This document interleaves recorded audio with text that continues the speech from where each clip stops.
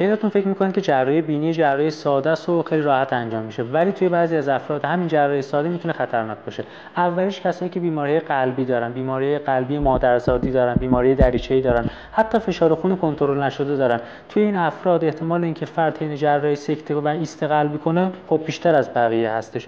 افرادی که بیماری ریوی دارن، افرادی که آستم دارن، COPD دارن، به خاطر اینکه عمل جراحیشون هم روی بینی هستش و نزدیک راه هوایی ما هستش، اینم دوباره میتونه براشون یه مخاطراتی داشته باشه.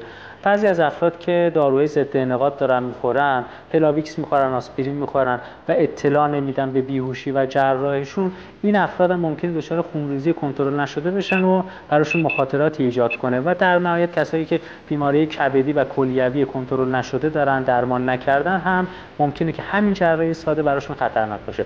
پس قبل از اینکه بیاید اتاق عمل حتما همه آزمایشایی که جراحتون گفتن رو انجام بدید، مشاوراتی که ازتون خواستن رو حتما انجام بدید و در نهایت روز عمل با متخصص بیهوشی خودتون دوباره اینا رو مرور کنید. پستمون رو بفرستید برای کسایی که میخوان عمل بینی کنن و میترسن، شاید واقعا لازمه که بترسن. خیلی مخلص.